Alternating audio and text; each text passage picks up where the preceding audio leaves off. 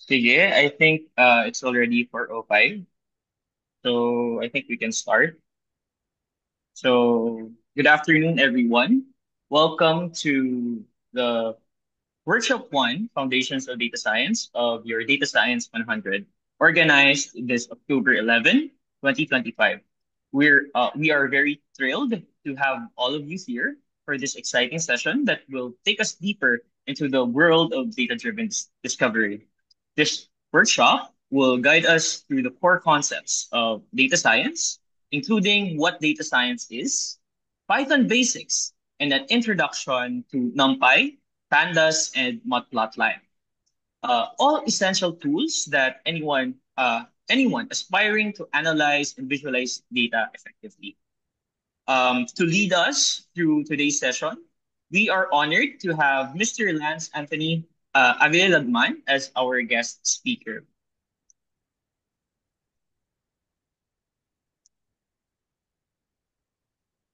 Alam ko may Ayun. slides ka pa dyan.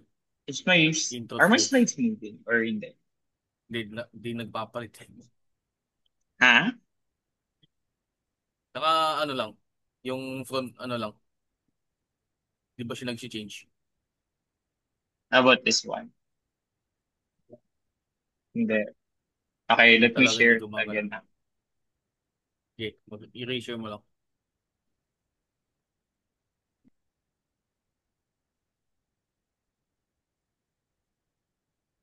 Sorry for that. Yung second.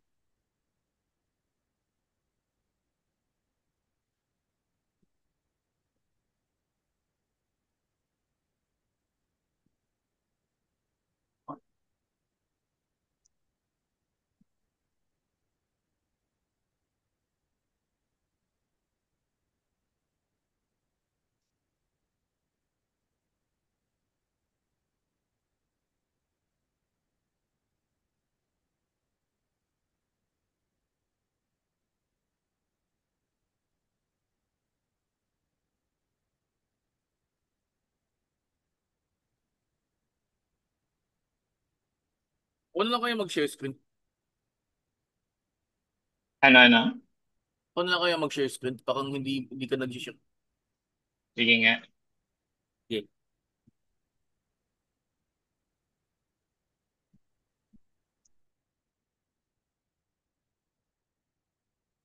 Visible po sa lahat. Yung whole screen right now. Okay lang.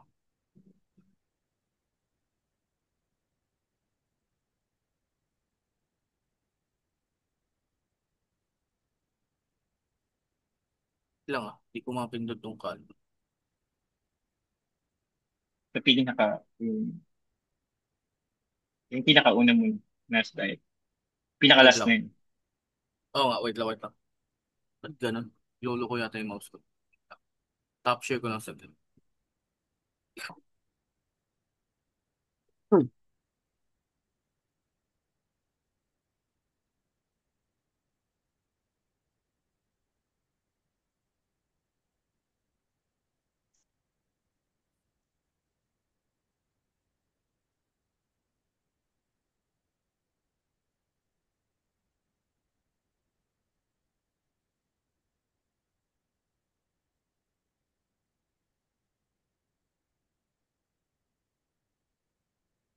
Ayun, kita ba lahat?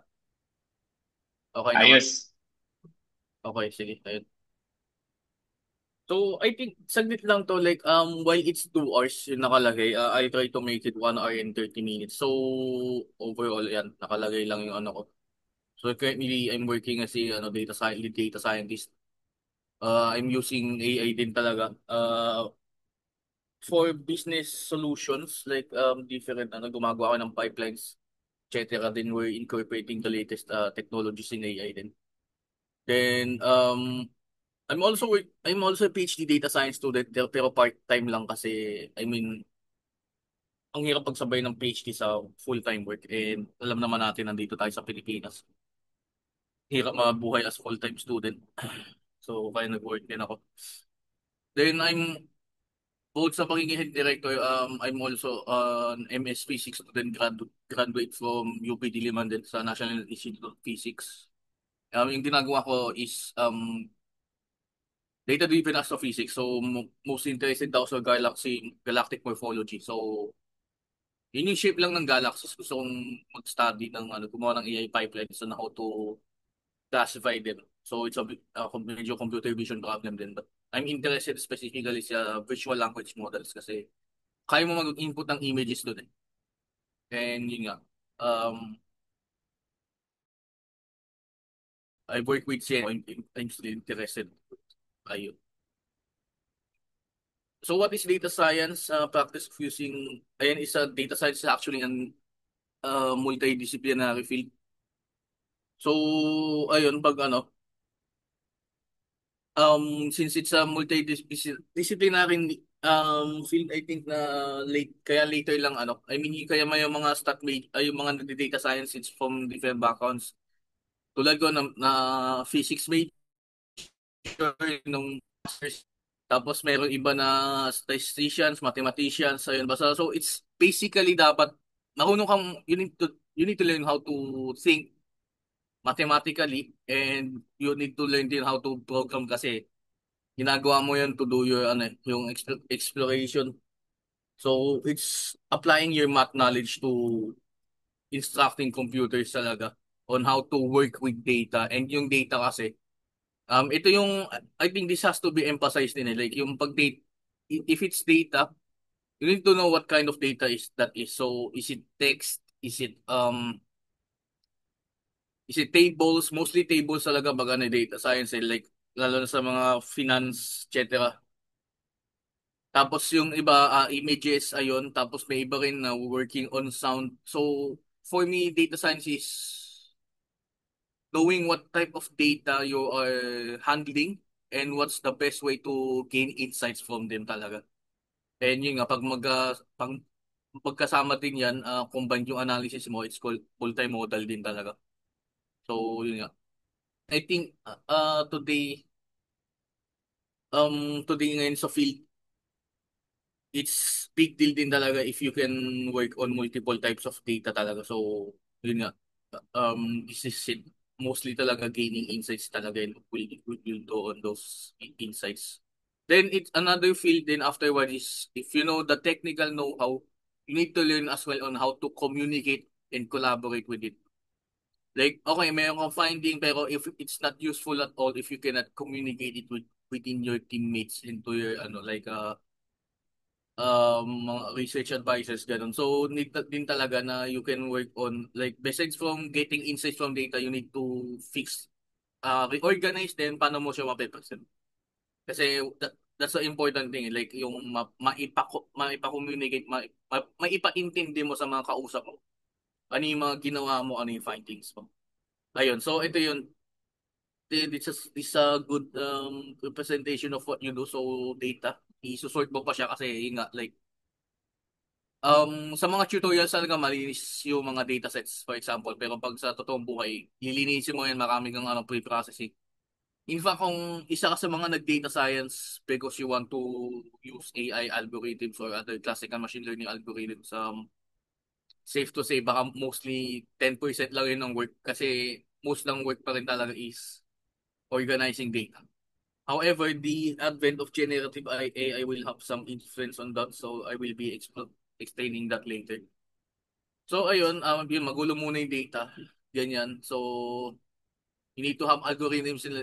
Check mo kung ano yung, lalo na sa tables. Like, you need to know ano yung mga continuous data sets, ano yung categorical data sets. So, preview like lang yan is, pag continuous, mostly mga numbers yan. Ano yung gagawin mo to explore numbers, tapos pag categorical, yun nga categories like kunyari cities cities ng Metro Manila or cities ng different provinces ng Pilipinas ganun.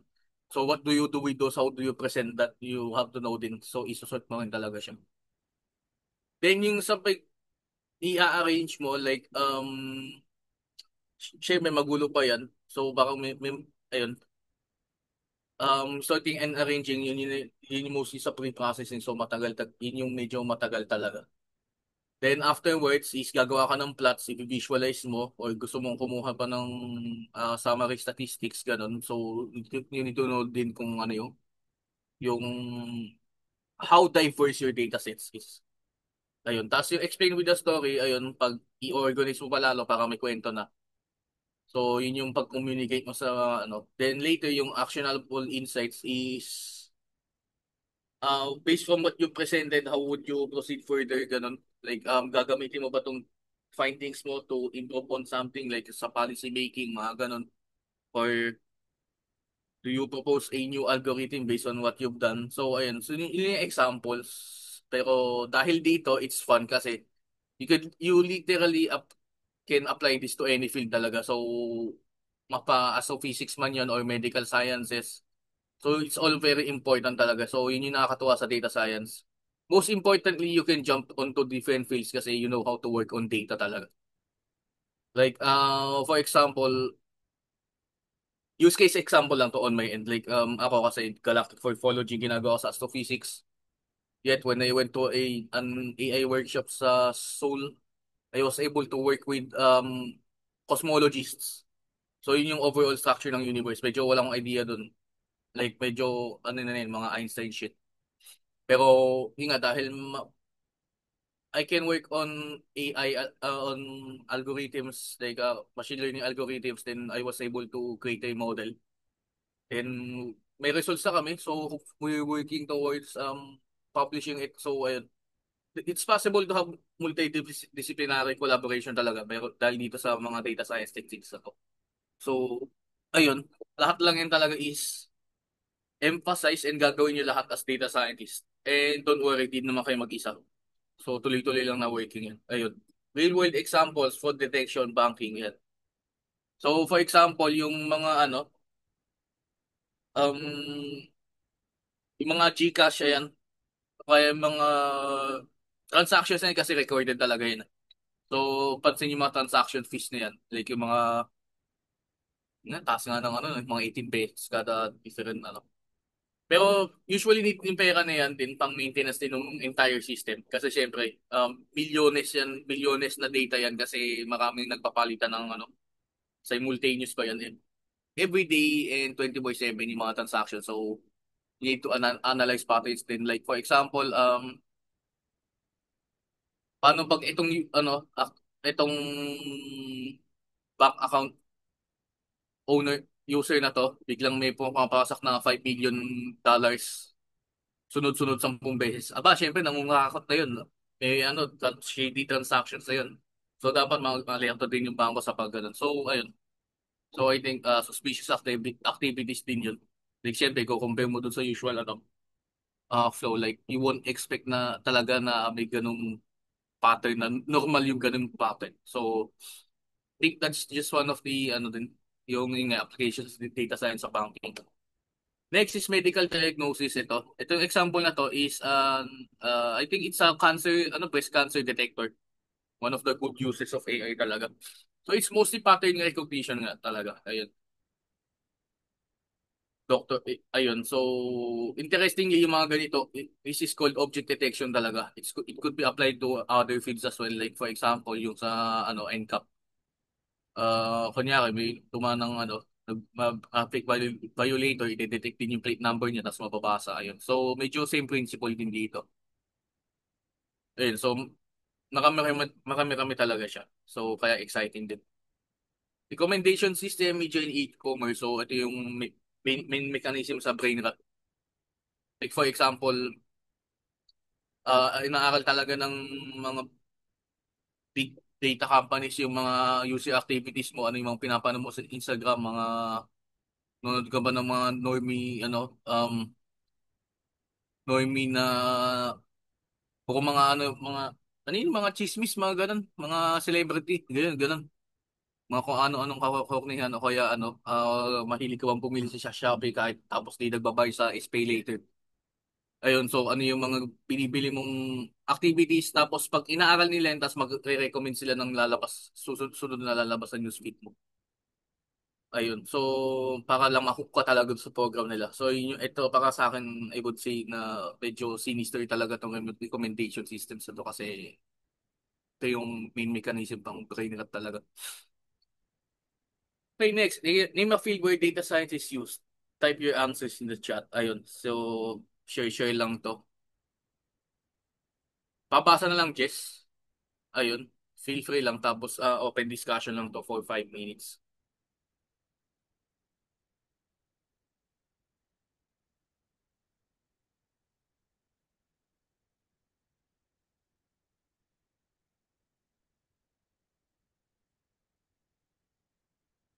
Papakita ba yung chat? Ay, sorry. Finance daw isa. Finance. Isit mo kaya na ano, read by everyone.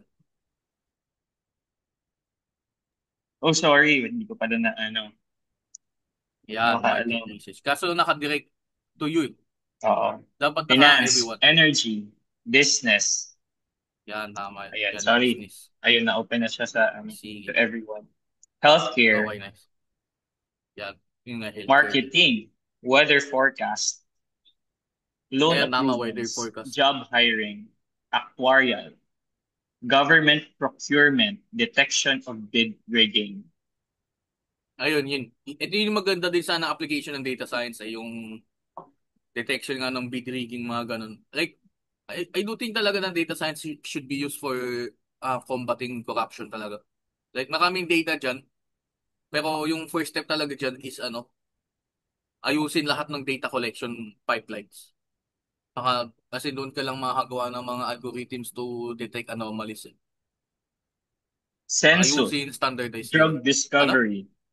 Census daw, drug Census discovery. sa bagay, tama. Oh, you have to visualize din eh kung ano yung composition ng population mo.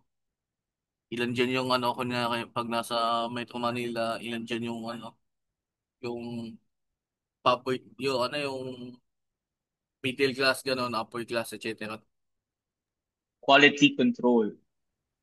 Ayan, tama. Quality control. Baka may batch ka pala ng tinitinda tapos pangit pala yung ano. Okay, yun, thanks. We can continue with that. Pero ito, Python, mostly Python talaga. Like, I started using Python since 2016. Ginamit ko siya nung undergrad research ko. Pero it's for solving non-linear ordinary differential equations. Pero fortunately kasi, ito yung pinaka-important, it's open source. Like, wala kang kailangan bayaran na kahit ano, makapag-Python ka na agad. Basta may matino ka lang na internet, matino ka laptop, or any device na kaya mo mag-code. I won't recommend na mag-code sa mobile phones. But at least you can code on, yun nga, laptop or PC, ganun. Readable and beginner friendly. Isa din to sa important kasi mga important na concept na aspect kasi when you're coding, you have to be focused on thinking and doing talaga. Like, you set up to explore a data set. Gusto mong mag-gain ng insights doon din afterward, what will you do? Dahil nakagain ka ng ganitong insights, ano gagawin mo sa data set na to? Will you make a machine learning algorithm that predicts a certain variable, ganun? Or iba pa? Magagawa mo lang yun kapag if you know how to communicate with the language, and that's Python. So, fortunately, yun nga madali. So we're about doing na lang talaga. And fortunately, may internet din. It has to be emphasized din na malaki yung community ng Python. So, before AI, yung Stack Overflow, gamit na gamit yan. Pwede kang magtanong kahit kanino doon. Like, may mga tutorial paano kung mag-sort ng arrays, ganito. Lalabas rin agad sa internet. Kasi yung rich set of libraries, even researchers are making libraries for using Python talaga to facilitate their own research. And I think pwede rin naman siyang thesis nyo. Like you can make Python libraries doing some specific analysis talaga. Tuloy-tuloy na. Ayun. Feel free pala to ask din ah. Ayun, syntax overview. Actually, dinaanan ko lang to, like in-skip ko to kasi mas magfo-focus tayo mamaya sa hands-on. By the way, mamaya hands-on, I will ask the facilitators to pick anyone. Then, i-guide ko lang kayo. So, I think it's more about talaga doing talaga. So, Don't worry much about the syntax kasi magagawa nyo rin naman. Ito, like Python libraries, ito yung pinaka-important din pag like kasi ito yung tools mo literally. So it's the big three, Pandas, NumPy, Matplotlib. So kasadaan lang natin to. Yan, ganyan lang siya. Tapos, yun, magagamit mo as pang, yun nga, pang explore ng arrays, gano'n, etc. NumPy, numerical Python, ayun. So, for fast numerical analysis, tapos paggagawa ka din ng yung matrices, ayun. So, important din yan. Like, in matrices, yun, mathematical representation. So, kaya mo yan via NumPy. Interestingly din, pwede kang gumawa ng neural networks using NumPy only. It's possible kasi nga yung neural networks, pag tinignan mo talaga yung back-end yan is mostly matrix operations lang talaga. Ayan. So, it's expressed as array. Ayan. NumPy array. Addition lang yan. Then, yung pandas naman, ito yung mostly for data analysis talaga. Like, mga pang statistics. Like, may data frames. Yung table-like structure. So, that's why as data scientist, dapat familiar ka talaga sa mga data structures. Tables, images, ganun. And images lang talaga actually is an array of numbers din.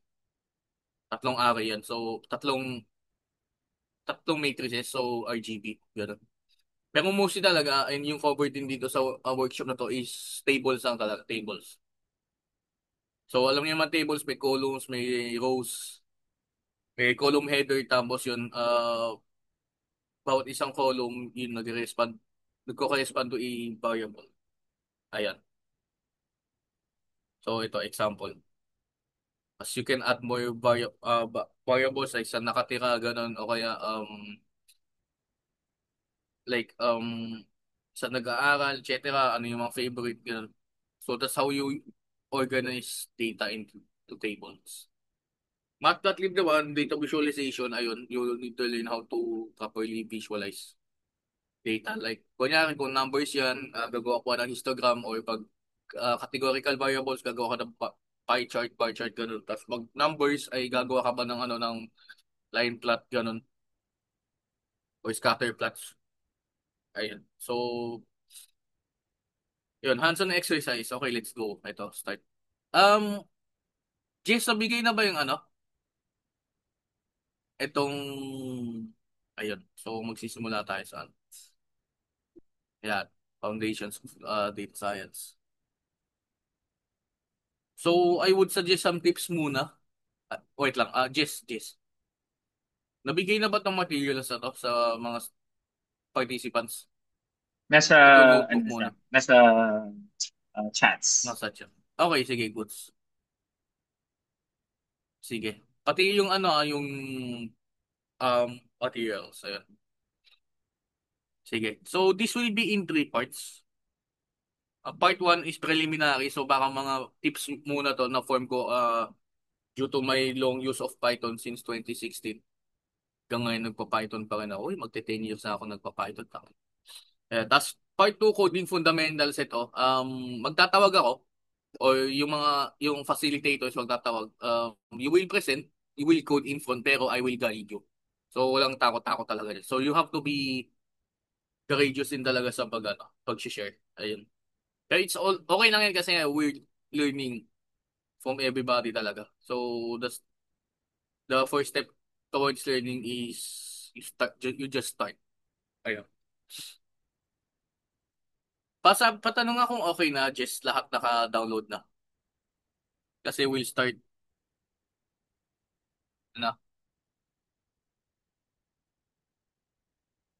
Sige. Pa-thumbs up na lang if okay na. If everyone is ready na-download na nila lahat ng resources.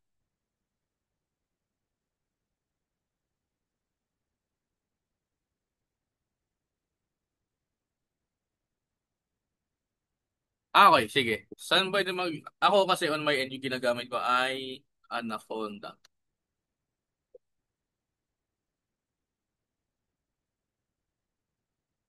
Eto. I think mas, Lance, kung for the workshop, we can use Google Colab para hindi na Oo, sila pwede rin naman. mag-install and everything. So Kaso yung all you ano have to pala, no? do, guys, is access the notebook, go to file, then save a copy in Drive. Yung gagawin dyan is gagawa siya ng copy ng Jupyter Notebook na ginawa ni Lance. Tapos, copy mo na yun. Nasa Drive mo na siya. You can run Python code dyan na rin. May nuances lang yan sa Colab, like yung pag-import ng files. Kasi itong i-discuss ko is for local machines talaga. Ako kasi napapagala na sa Colab, so mostly I do on my local machine. Pero I think bahala na, at least yung advantage kasi ng Colab is you don't have to, yung Colab Google na mismo yung magkaroon ng codes. Though there are some nuances lang sa pag-import ng files. Mga drive mount, gano'n, gano'n. Uh, let's work on that na lang later. Ayun. So, I would assume na everyone is, can start na. Yung Q&A is later na lang, no? Sige. Let's do this in 1 hour siguro. Ayun. So, ito yung medyo important talaga, organizing your files. Like, you have to know kung saan lupalop ka ng laptop mo or ng Google Drive mo, ikaw magko-code. I would suggest din na for a specific project, you make a specific folder out of it. So, parang ganito. Tapos meron kang Jupyter notebooks. I would say na okay lang muna sa umpisa if meron kang preliminary notebook pero in the long run, you'll have to separate those notebooks talaga depende kung ano yung ginagawa mo. For example, yung una is nag-EEDA ka lang, exploratory data analysis. Baka yung gagawin lang natin dito. Tapos meron kang next notebook which is for creating yung machine learning pipeline mo, baka ganun for example. Then next notebook is import mo yung machine learning pipeline na yon tapos i-apply mo na sa dataset mo. Tapos next notebook, meron kang yung parang interpretation ng results in other discussion. Wait lang, may question na.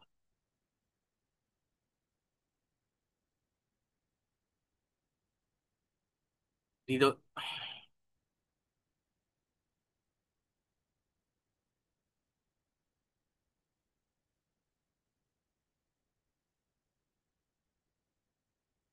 ayun pala, sige. Another preliminary.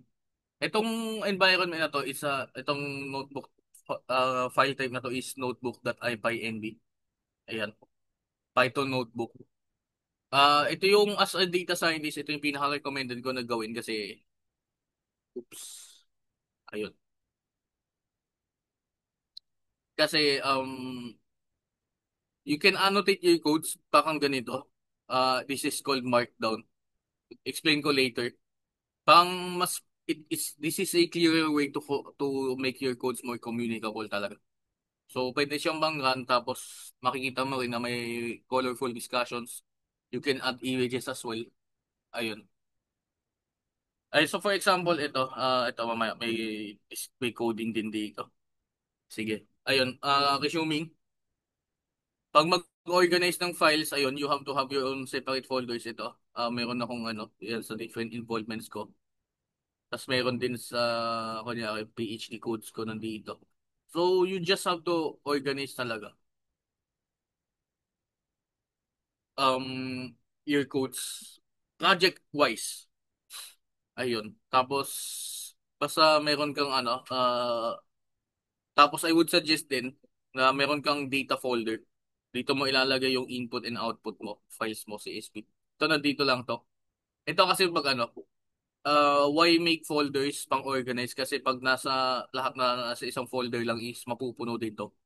Pero pag organize at least alam mo kung kunyari ito, data input output. Ito yung pinaka-recommended ko kasi. Pero you can improve upon, feel free to do so. Yung input, ito yung mga ini-import mo talaga sa umpisa. So ito yung tatlong dataset na gagamitin natin. Tapos yung output, kunyari may gagawin kang bagong data frame dito or any plots. Dito na lang sa output lalabas. Ayun. So yun lang yun sa organizing of files. Setting your work environment, ayun. Ito na rin yung So just be clear lang din pag magne-name. Kailangan malinaw yan. Ito is nag-notify ko lang pero organizers din yung nagbigay. Ayan. Keyboard shortcuts lang to sa Jupyter. No? Importing the right libraries, ayun. So for example, ito, import pandas, numpy, matplotlib, ganun. So for example, we can have this one. So for example, gagawa ka ng notebook dito. Ako trip ko, gusto ko lang din malaman yung version. Python version. So basta lahat ng import statements dapat nandito na sa taas as much as possible. Import numpy as np, import pandas as pd, import matplotlib.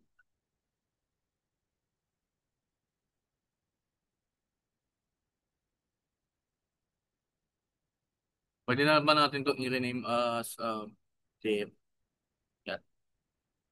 For now, yun ang demo muna siya. Yan. Ayun. So, pag tinignan yung documentation, mapapansin mo, yun nga, standard aliases, ganun. Top of the notebook. Ayun.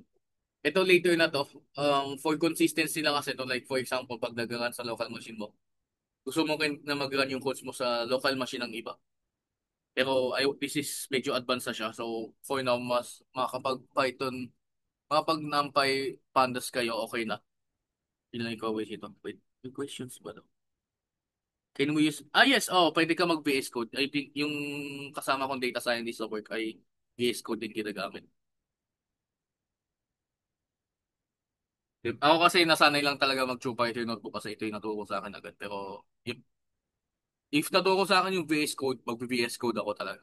Kaso Jupyter lang talaga na turo sa akin.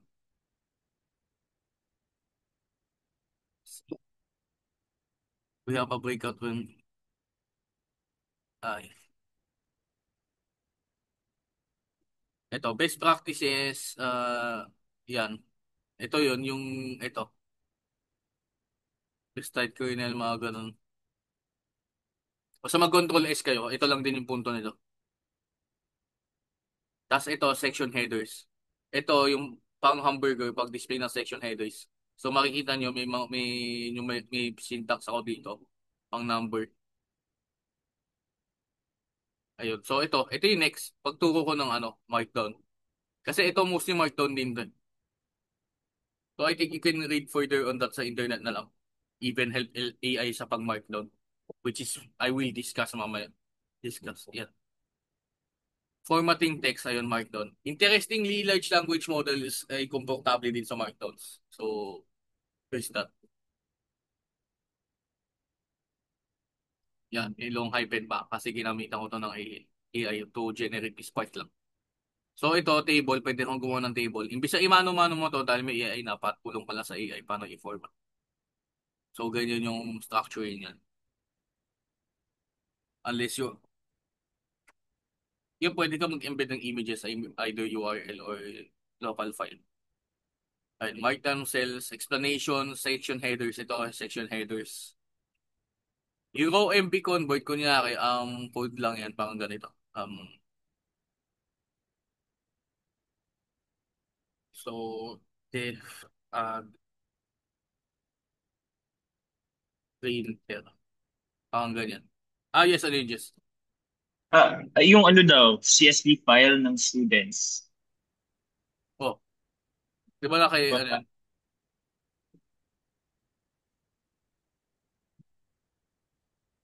Ito yung raw NP convert, so baka mukha lang siyang code.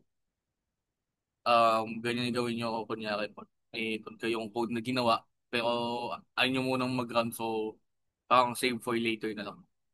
Yun lang yung raw NP convert, yun yung use niya. Yung ano ulit yun, Jess?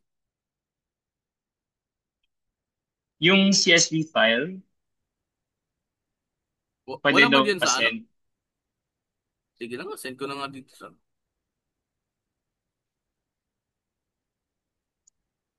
At dahil organize yung ano ko, ayan. Bawal daw mag-send ng ano. CSV file dito sa ano, sa bawal mag-send ng CSV file dito sa ano, sa Zoom. Sayang. Pwede Pwede pa nyo. senda lang sa akin tapos ako na lang mag-upload sa drive para everyone can have access. Okay, sige.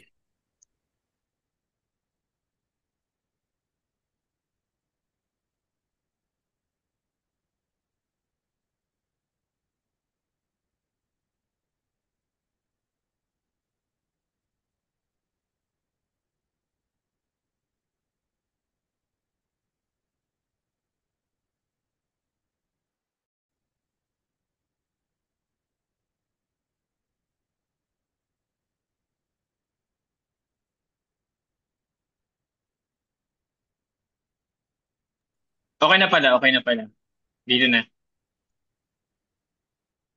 Simple lang. Sige.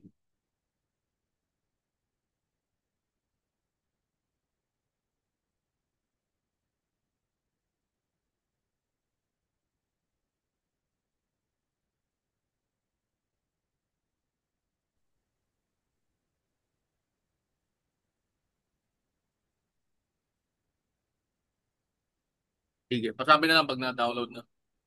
So we can start.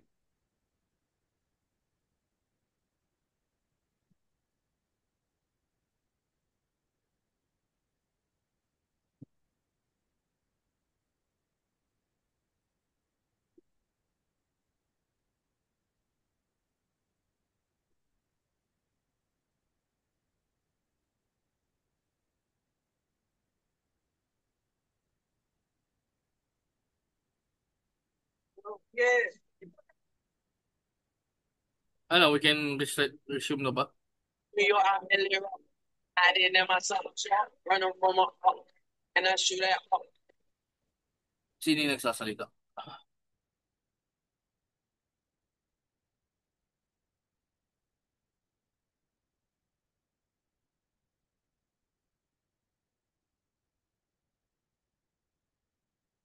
I think we can start na. Ayun.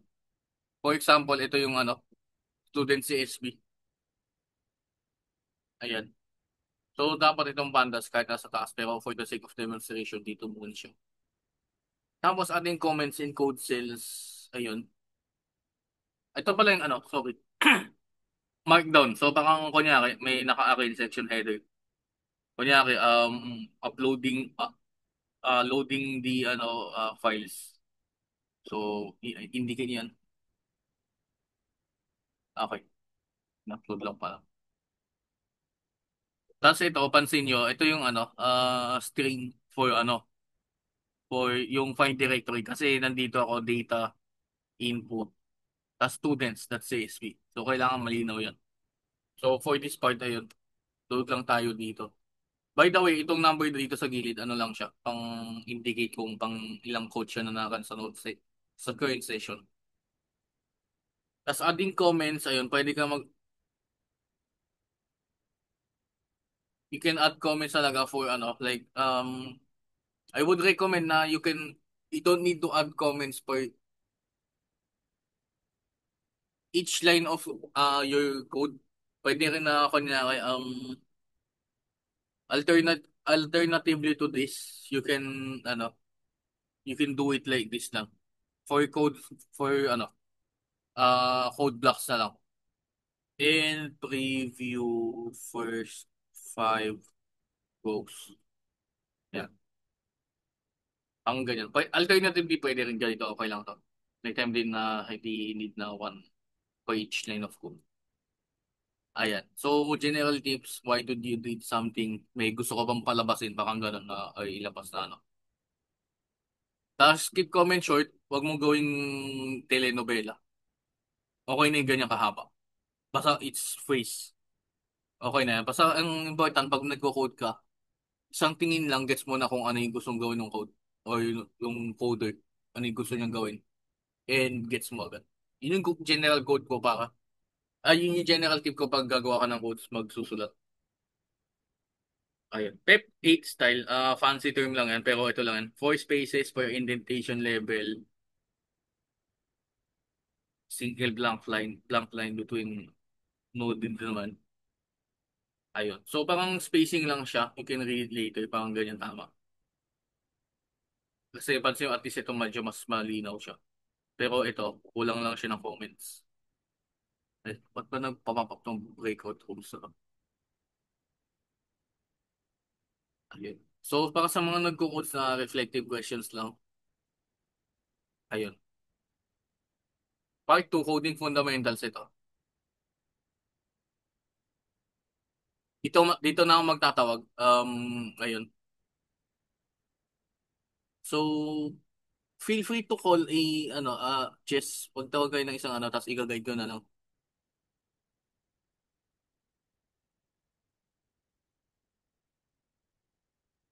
Ayun. Create a dictionary called student with the following keys and values name. Bahala kayo kung ano. A program that prints, calculates, and prints the average grade at an new free status with the value. Excellent. Sige. Ayun, kaya mag gusto mag-volunteer, I will, turo ko na lang paano, i-guide ko kayo paano mag-chess.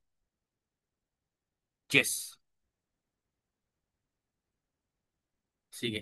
Mukhang may mga takot pang mag-code, pero okay lang yan.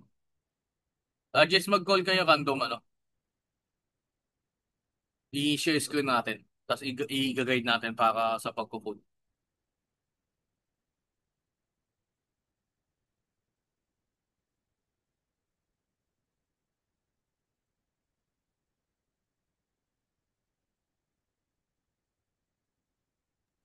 Sige, Hazel,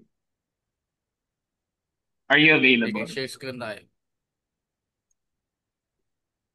Don't worry, wag lang it's about showing, demonstrating lang talaga.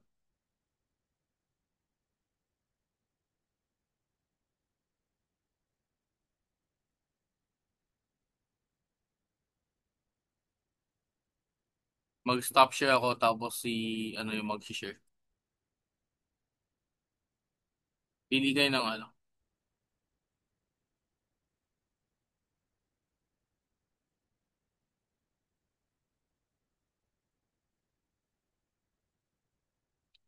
Sige.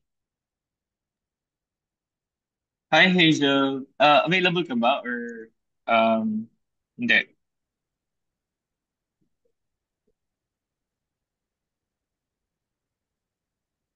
Hazel Kasapaw.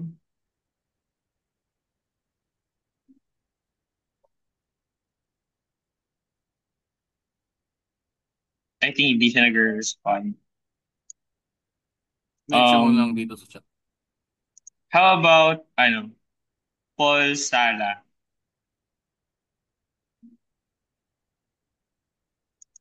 Paul, Hello po. are you available to code right now? Ah, Sige po, try ko po. Sige. Ayun. I-guide ka Share naman screen lang nila, ng so notebook. no Oo. worries. So can you share your notebook or your... Share screen lang. Okay. Ito. Pasensya mo na, naka-mobile version na po ako. Ay, shit, ang hirap niyan. Gago. Ayun. So hanap tayo ng Mahirap bago. mag-code sa sale. Okay. Ayun yun.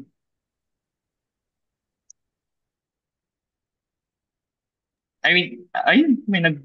Paul, are you, kaya ba Si Dwayne, share? si Dwayne Ramos re-raise ng hands. Or baka mahirap sa part mo, Paul? Kaya ang mahirap pag Ah, naka-mobile. Okay lang. Opo, Next time na lang. naka-mobile po ako. Sige. Mahirap yan. Sino yung, Si Dwayne kanina Ramos nag-order? nag-raise hand kanina. Si Dwayne Ramos. Sige. Yes. Sige, go. Share your screen na lang.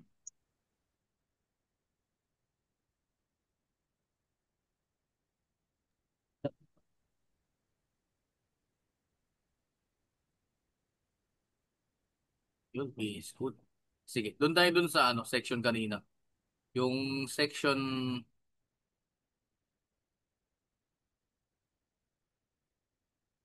yung basic syntax, variables, and data types. Edi, you can use yung ano, wait lang, ano nga ba yung sa VS Code yung pag ano, tatanong sa sections. Sa baba siya, sa baba.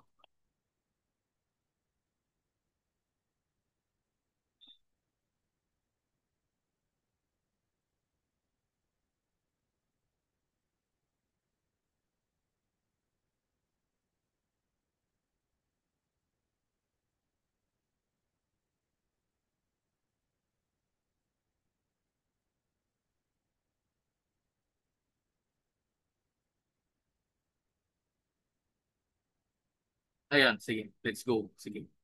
So, gawa ka lang na ano, so pwede ka na mag-start dyan from ano, kahit i-clear mo yung comment na answer for problem 1. You can start with writing the ano muna, yung ayun, define the variable muna. So, i-take mo muna syempre student.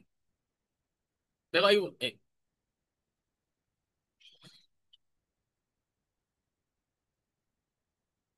Magka-create ko ba ng file? ha? Hindi, yun nga, magko-code na tayo. Ano nangyari? Hindi, Sorry. dyan ka mag-code doon sa notebook. Doon sa may comment na ano, answer for problem 1. Ayan, dyan ka mag-code yan. Sige. Ayun, you can always type ano, pwede kang muna mag-comment na you will define the student dictionary, parang ganun. Kahit i-clear mo yung answer for problem 1. Kasi ilalagay mo na talaga siya ng answer. Find the student dictionary.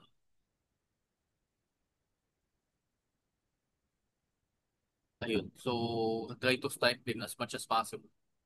Yun, tapos, ayun, mag-start ka na dun sa mag-define ng dictionary. Next line. I think pag magko-code, it's okay lang naman kung mauna yung code bago yung comment. Wala ka namang ano. So, importante yung the long run. Okay. Pagkatapos yung code mo ay, ano, malinaw yung ginawa mo. Ayan, so, go ahead. Ayan. Student, yan, kasi yung equals. Yan, yung PEP 8, yan, equals. Tapos yung mag-start ka na sa bracket.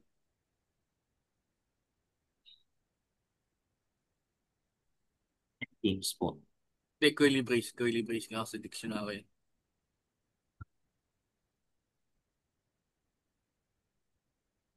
Tapos ito, I would suggest, mag-enter ka. Enter ka 2 beses para mag-break yung, ayan. Pansin nyo in that way, mas malinis yung code. Sige. Go ahead, i-define mo na yung name. So, pag Any name? name, it's, hindi, yung Any name, ayun names? yung, hindi, yung instruction. Tignan mo yung instruction. Ayan.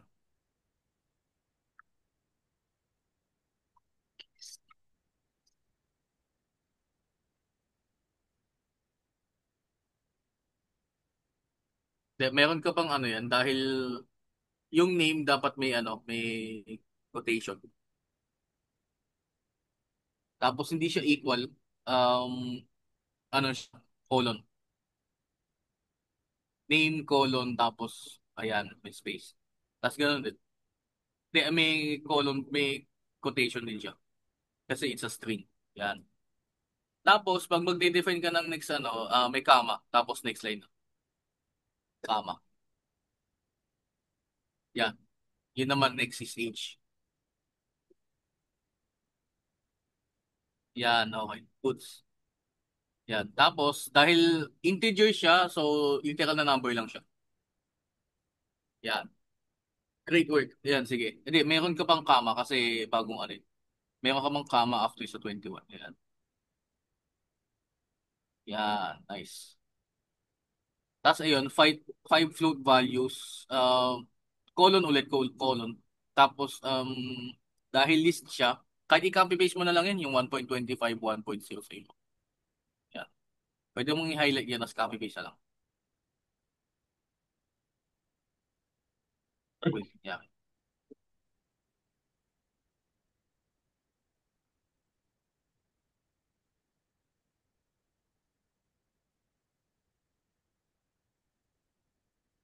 Yan.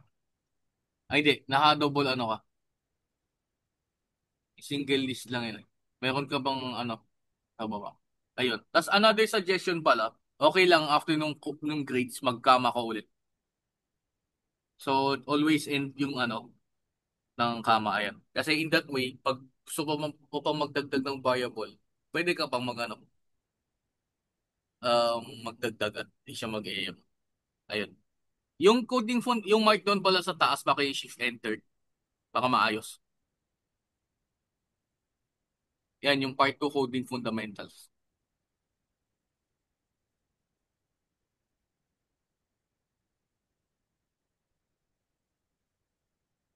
Ayan. Sige. So, ngayon, meron ka ng dictionary. You can either create a new Jupyter cell or you can add na lang sa next line. So, choice is yours. Pwede naman na i-run mo yan, shift run. Shift enter. Tapos gawa ka na ng bagong cell. Ayan, code ulit yun. Kasi na-define mo siya. Kailangan mo siyang i-run bago mo i-define. Okay? Sige. Prints the student name and age in a single sentence. Ayun. So, medyo pala to, no? So, ngayon, yung pag-access ng dictionary values, you can see student, tapos bracket, tapos age. Student, tapos pag-type ka ng bracket, student, tapos bracket. Hindi curly brace, bracket yan. Tapos no need sa space after between student and bracket. Yan. Tapos sa bracket na yan, pwede mong ayan, yung age, type mo yung age, tapos naka-quote kasi string yan eh. So pang indexing, well, ganun. Age. Age. Di mo, yung 21 yung gusto mo, ayan, shift enter. Sige.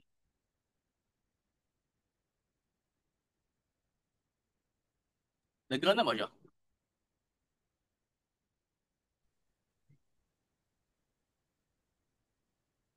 Paano po ba i-run Pipili yung... pa ata ng kernel.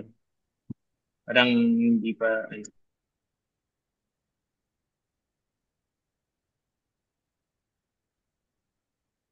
Hindi, shift enter lang talaga. Shift enter yun. Tapos yan, shift enter din.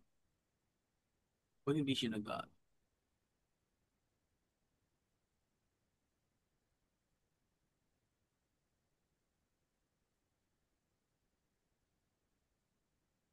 Okay, okay na po ba? wait lang.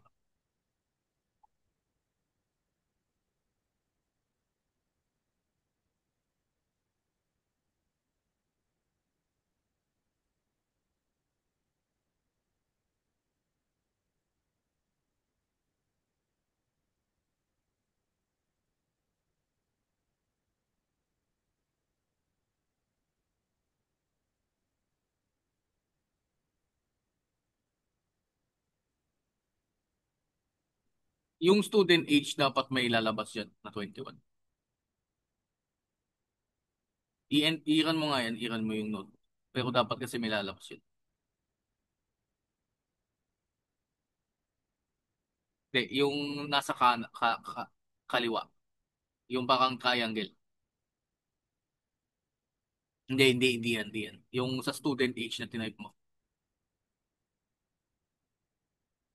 Sige, yan. Yan. I-run mo. Okay, so di siya nagpiprint. Okay, sige.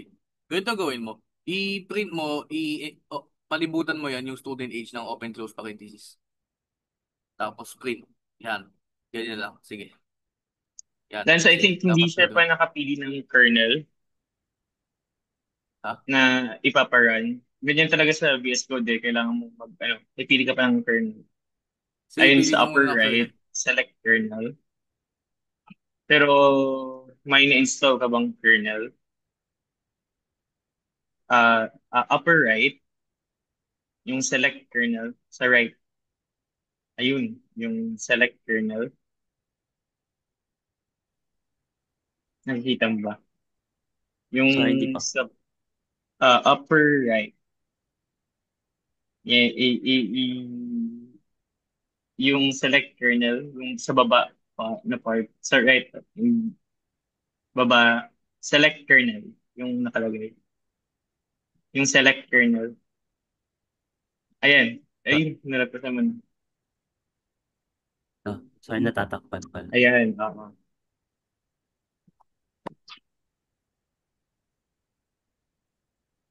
Sige, pindutin mo.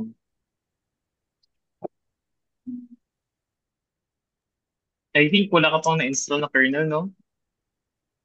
Wala pa po. Wala ka pa palang na-install. Oo. Kaya pala dinagan yung mga ano mo. Oo, so baka medyo ano siya, mahaba-haba pa na process. I don't know if kaya sa, ano ma-recommend mo, Lance? Mag-collab na lang siya or, Oh, mag-collab na lang. ang Google Collab na lang, it's free naman, tapos naka G Drive lang, sa G Drive lang. Top share ko po ba or Kasi masyado mabilis kung ako yung magko-code.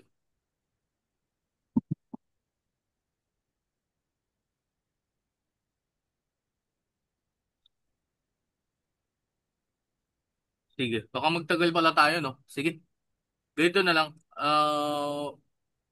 Magde-demo ako tapos magtawag tayo ng ano, ng students, okay? Ako na mag-share. keep po? Ayan.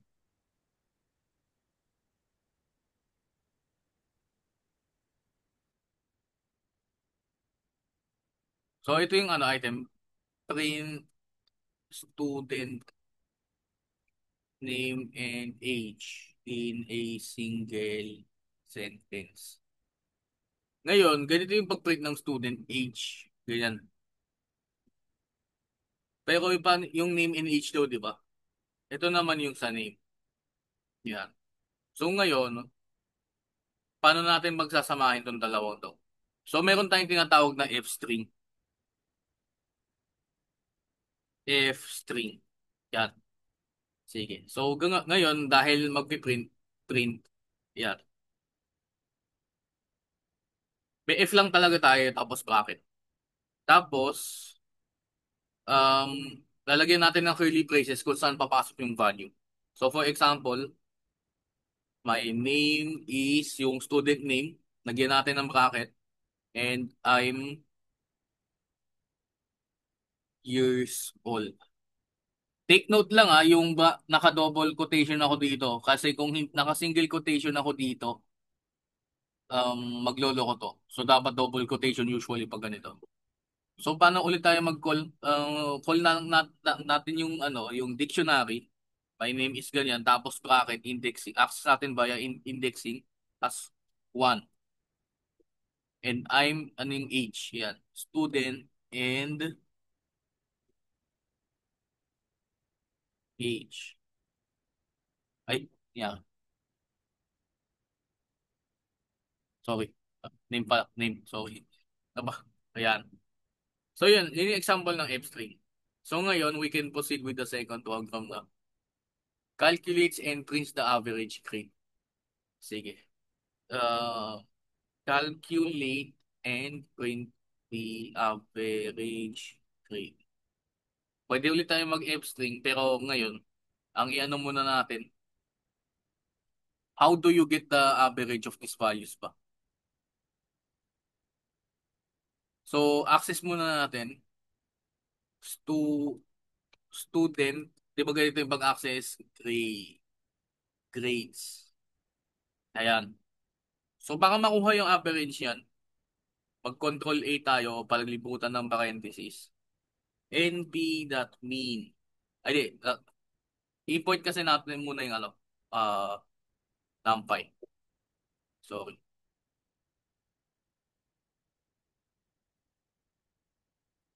At para dito tayo. Import numpy as np. Yan.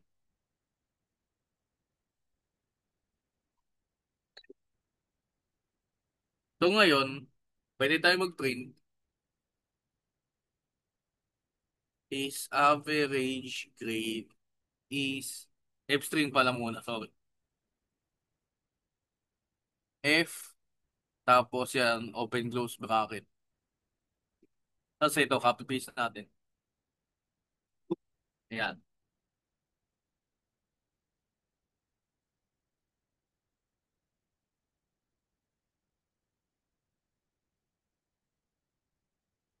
Ito medyo ano na to. If else na to.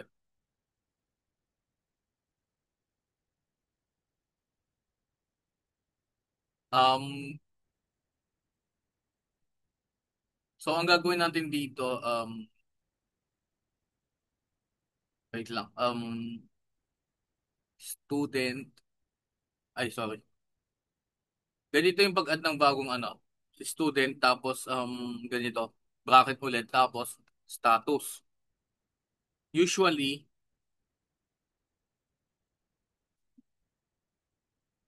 um,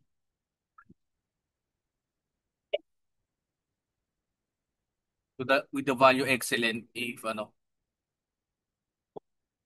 pwede siyang i-ano eh, if else pero one line.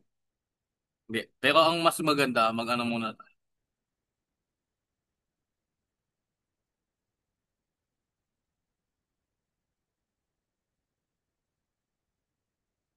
if NP mean equal, is greater than equal 1.75 colon. Yung value niya ay student, tapos status equals excellent. Otherwise good. Else copy paste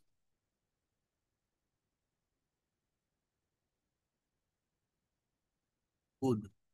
Tapos di ba sabi niya i-print daw. At saan yung key status to the ano? Ayan. Yes, may question ba? Pumunta na kayo sa breakout of yun, ano. Ayan.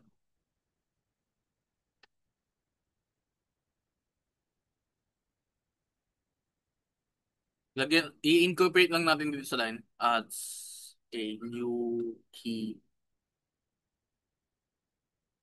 status based on mean of grades. Yan.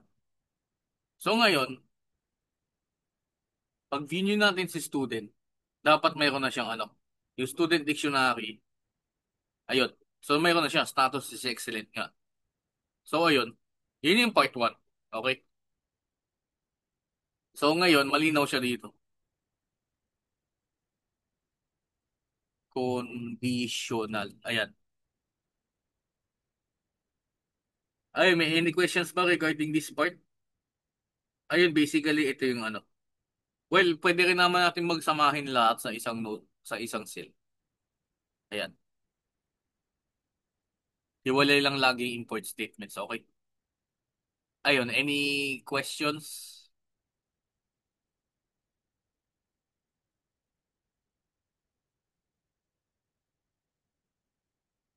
Sure ba na walang questions? If not, we will proceed with the next na.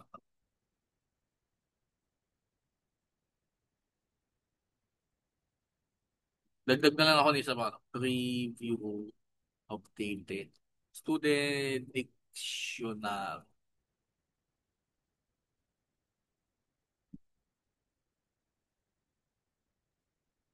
Ayun.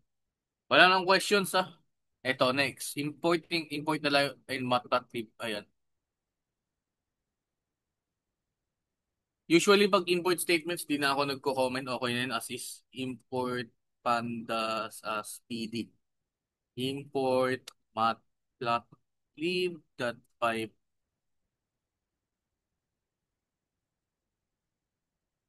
For this one, after ko mag-demo, magtawag tayo ng students to show kung ano yung ginawa nila. Read the dataset student USB using pd.read student. I would call this students underscore df. Ayun. Tapos pd.read csv. Knowing kung nasan yung ano ko. Ayun, comment ako dito. Load student csv. Tapos remembering kung nasan yung file directory. Ayan, to. Data input.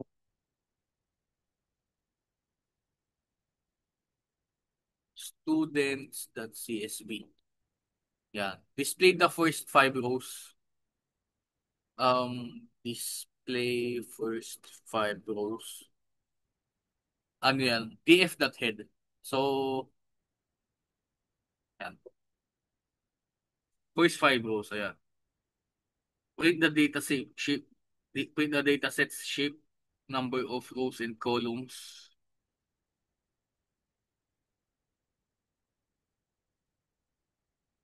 Pwede na lang sabing check number of rows and columns. So, if the check lang yan. Ay, sorry. Yung pala. Walang open close parenthesis. So, ibig sabihin nito, 20 rows, tapos 3 columns, name, age, and grade.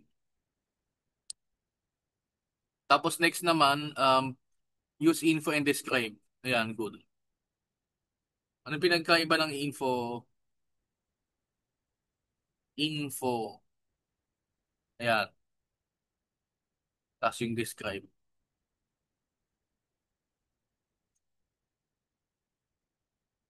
Yung describe is numerical. Sa numerical yan, yun yung summary statistics. So may count, mean, median, standard deviation, minimum, 25%, 50%, 75% is max. Yung info pang data type. Check column data types. And val count. Non-null counts. Yung non-null, ibig sabihin may value siya. Otherwise, it's null. None. Parang ganun. Tapos yung describe, check, summary statistics. Ayan. So, ayun. At least communicable na yung code mo dito.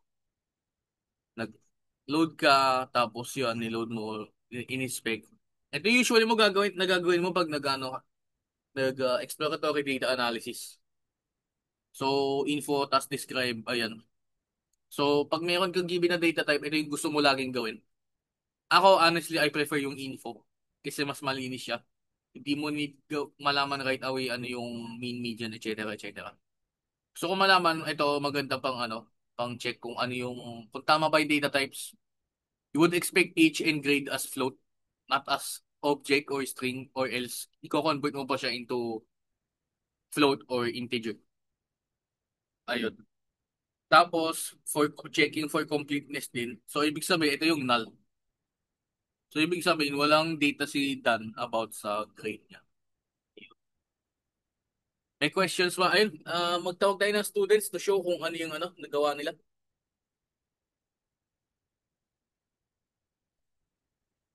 Jess, go ahead.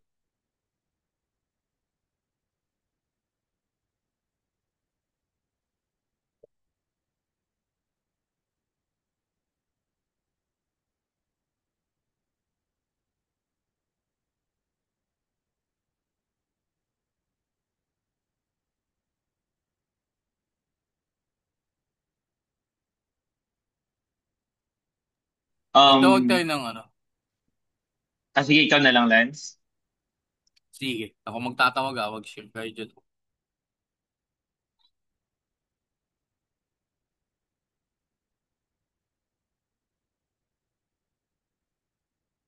Howard Mercado.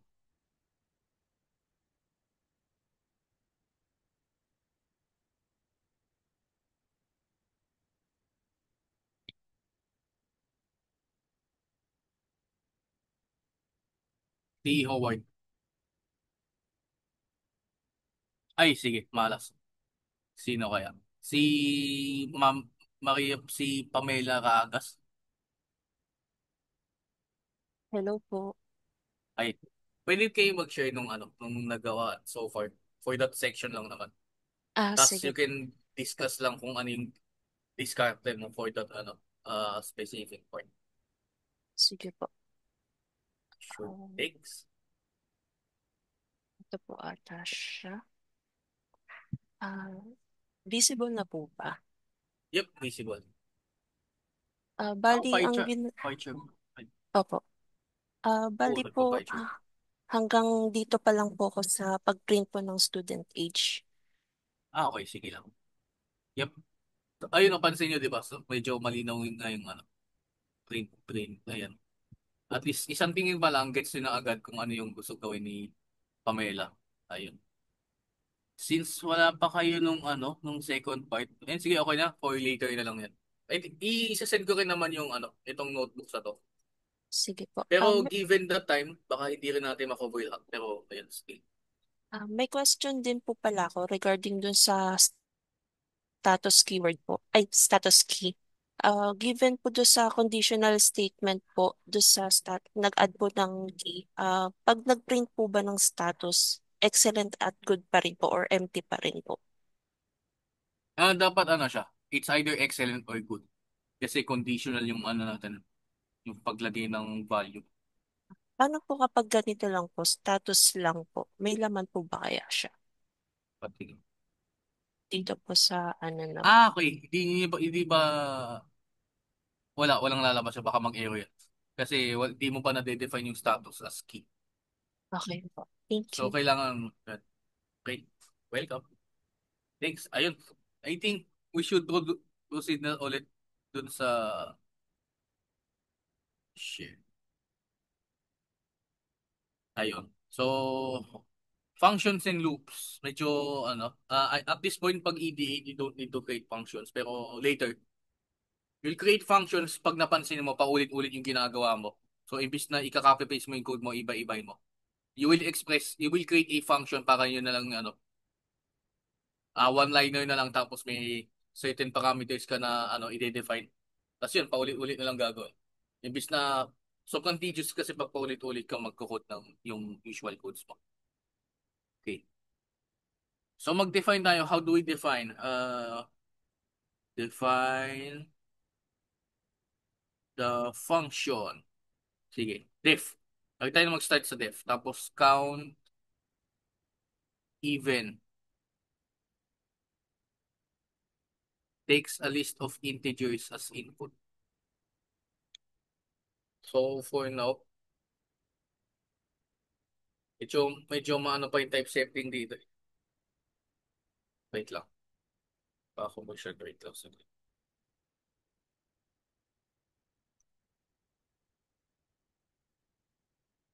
So ngayon, you will define kung ano yung ano. So di ba sabi niya list daw, list. Yan.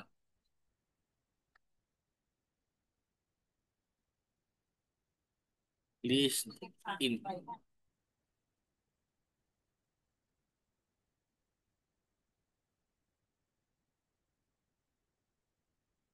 Use, uses a loop to count how many numbers are even, tapos returns the count.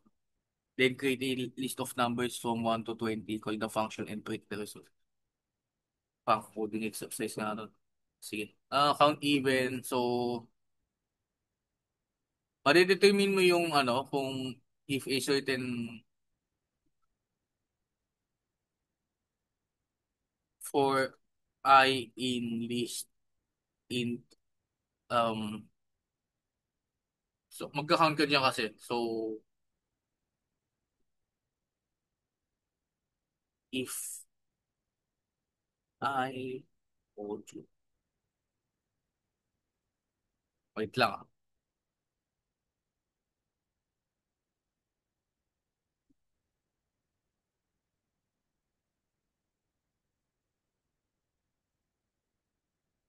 Then,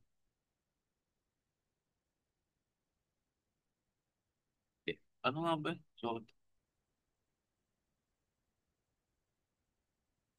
wait lang. Nakalimutan ko na yung ano, wait, yung module yun, di ba? Yung ano, yung kunyari para ano, pag integer ba yun or ano. Kasi ang goal dito talaga pag ano, pag dinivide mo ng 2, wala dapat siya ano. Integer pa rin siya. So,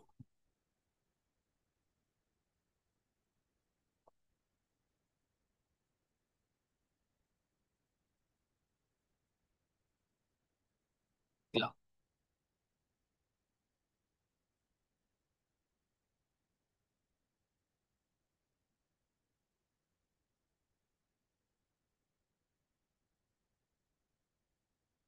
May module sorry. In if I wait lang, sorry.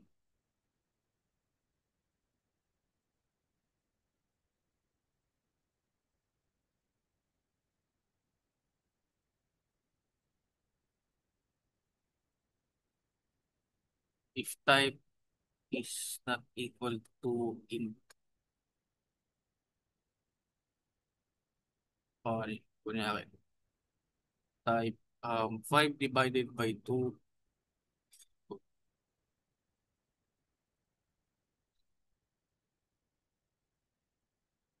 Okay, wait lang. Medyo nakalimutan ko na rin po, sorry. Ah, ah, wait lang. Sorry. Kalimutan ko na. Ayun.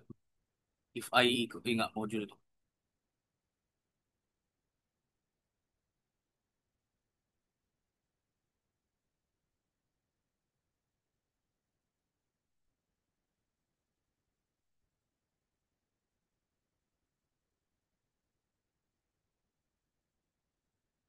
Ayun na, modulo nga yun, sorry.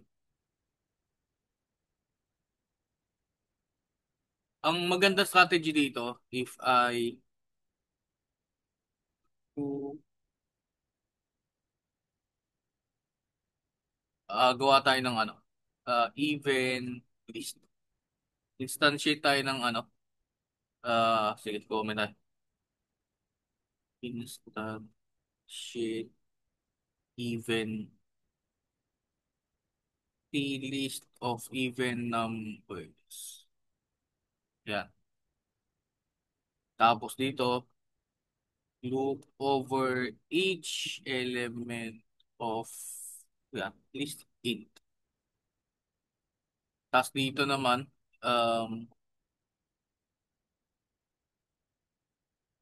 even via modulo add to list. Yan. Pag mag-add ka, that append I. Yan. I think kahit ano, returns the count.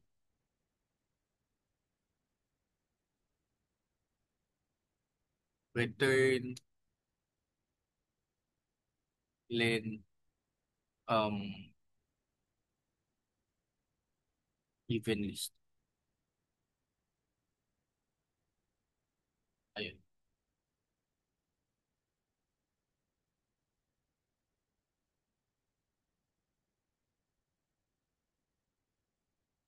Create of list of numbers from 1 to 20. Pwede mo yung i-express as ano, array. np that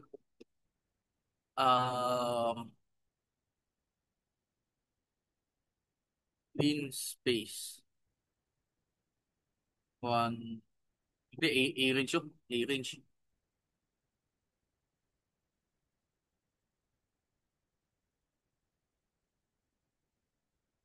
Plus 1 lagi, 21. Tapos gawin mong list. List. Yan. Next is create list of numbers from 1 to 20. Yan. Tapos hashtag use count even.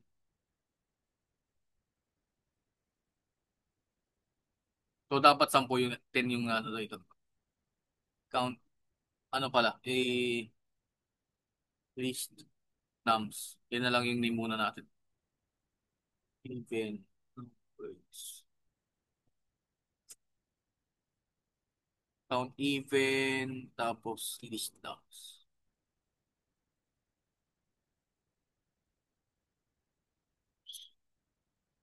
Ay, boy, ato na ano to. Ayun, 10. Yun. So ito yung example. Ayun. Thanks kay Adrian Magma for reminder. Ayun. May time din kahit ako nakakalimutan ko. I-google ko lang din ito para mag-refresh yung modulo. Like on my kasi medyo rare na rin yung ano. Ayun, ito yung example ng Otake sa account even. Remember na pag sa coding, open-ended naman yan. Don't have to... Meron nga, I think may mas efficient pa dito kaysa mag-loop. Pero this is just a simple demonstration on how to ano din talaga. ayun, on how to proceed with the codes, with making your own functions. Pero at least pag ganitong way, ayun, malinaw na makikita yung ano, malinaw yung functions mo. Ayun, combine lang natin to dito. Yan. Ayun, again, pag ginawa niyo to sa on your end, pwede rin naman na kada isang ano. Except lang dito sa function, kailangan isang pong code block siya. Pero ito, pwedeng separate code block as well as dito. Tapos yung comments, pwede yan yung gawin yung markdown. Markdown set. Ayun. Next naman is yun, balik tayo sa ano, EDA. I, I, I think hanggang 5 na lang ayun. Yung 6, gawin ko na lang assignment sa inyo. But for EDA naman, iloload lang natin ulit to. Some with missing values. Perform these steps. Yun na yung nagawa natin. Nagawa na natin to. So, diretso na tayo sa is null and sum. Check sum of null values. Check sum total count of whole.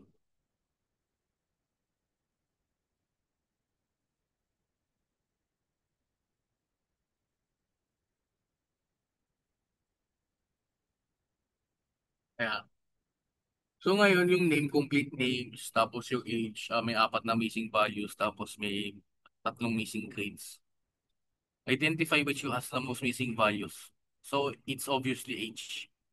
Pero kung gusto nyo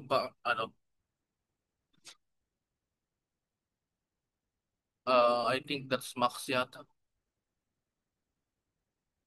Pero ayun, complete the following on the grade column. That mean lang yan.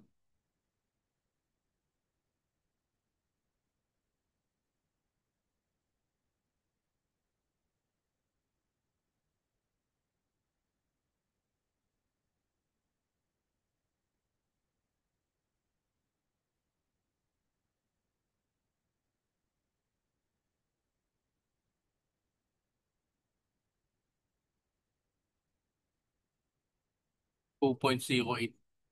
Ito yung mga ano. Ayun. So, yun lang. Example EDA to. Pero usually ang EDA may kasama pang data visualization yun. Like, subo sana ma-view yung histogram, ganun, etc. Pero ito, at least yun nga, pang overview, gusto ko malaman yung distribution pag numerical values. Okay, for data say, database, ito. Medyo kahol na pala sa oras. So, sige, data set. Load sales data set. Sales TF equals pd.read CSV data input na sales.csv. Gusto din natin i-preview and preview info.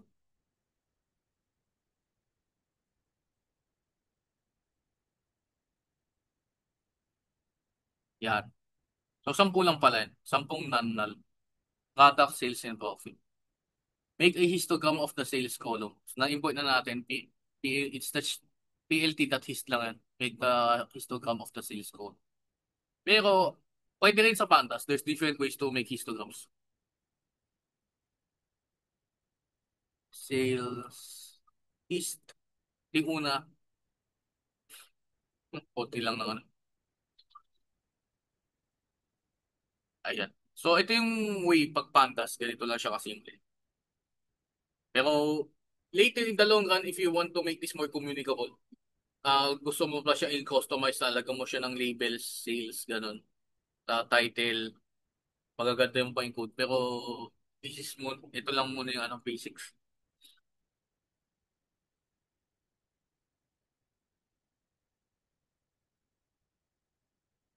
Yeah. Tapos yung next is add labels for the x-axis. Ayan. So, unti-unti na natin dito. Yung next naman is um, plt.history. values. Think. Ayan. So yung next is frequency and title. Ang PLT title, ito yung matplotlib title. Pag sa matplotlib, there are different ways to na syntax sa pag ganito.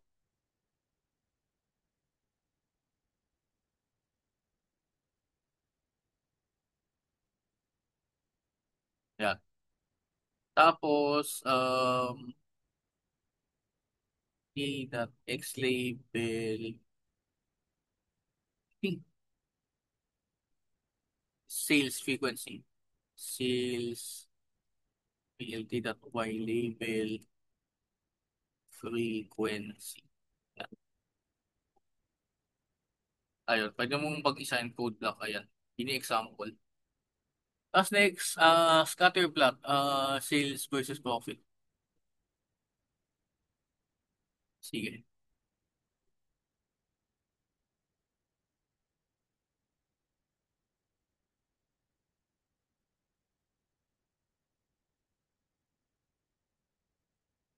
PLT.scatter.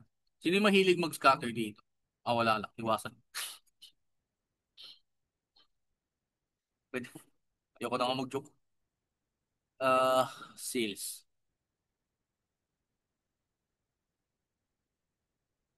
Sales DF, sales.values. Yun yung X.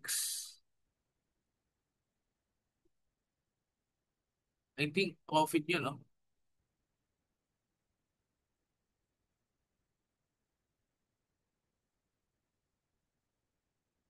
Ayan. Okay. Tapos add natin yung labels. X label, Y label.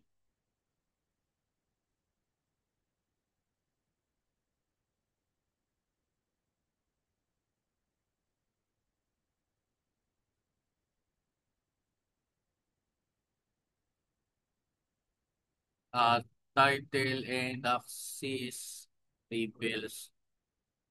PLT.title, sales, profit. Ayan. So, pansin nyo, paakyat sila, di ba? Parang, like, pareho silang paakyat. Yun yung trend ng scatter plots. So, pag ganito yung plots, ibig sabihin, positively correlated sila. So, that means na pag mas mataas si sales, mas mataas din si profit. I mean, yun din naman yung obvious after, like, magka-related talaga sila. So, yun yung ibig sabihin itong plot na to. And yun nga, malinaw naman dito. Okay, next. Ito, I think, this should be for future na. I think kasi, I prefer, ito nagdagdag din ako actually for the third part. Wait lang. Magpakita pala tayo, Jess. Magtawag tayo ng volunteer ulit to show kung ano yung itsura ng plot nila. Malay mo pinaganda pa nila lalo. Before we proceed dito sa last part. Yung last part na to is, crucial siya, I think, dito sa kung saan gusto mag-spend ng time. Pero anyway, sige, pag-call muna tayo ng volunteer to show kung ano yung mga nakod lang. For this sales versus profit lang naman.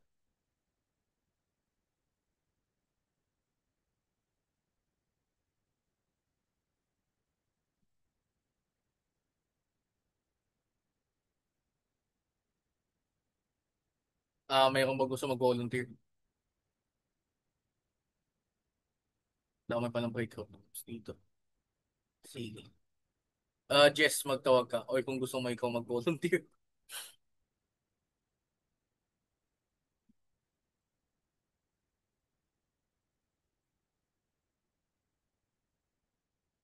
Tap mo.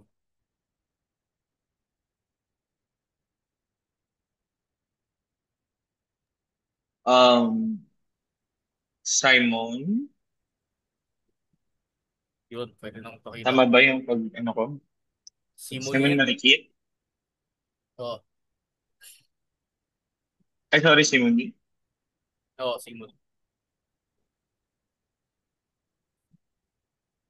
Available ka ba?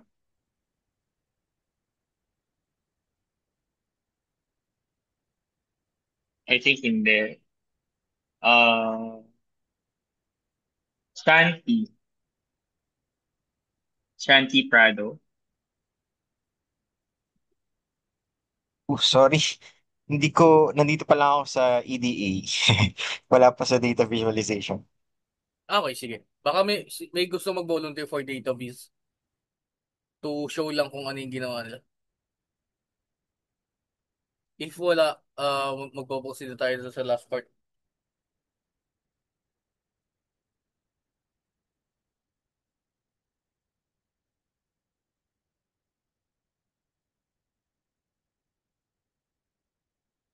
I think wala na. So, ay, si Adrian Lloyd. Ayan. Pa-shares ko na lang Adrian Lloyd.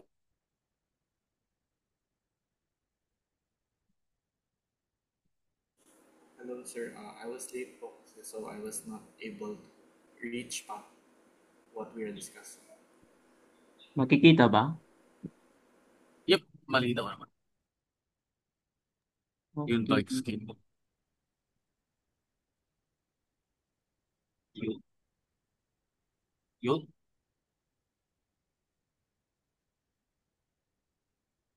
Ayun, so yung yan, yan yung example, PLT din.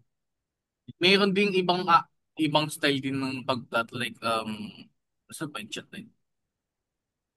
Big AX. Yan. Yun yung mas trip ko. Sure, okay lang. Okay lang.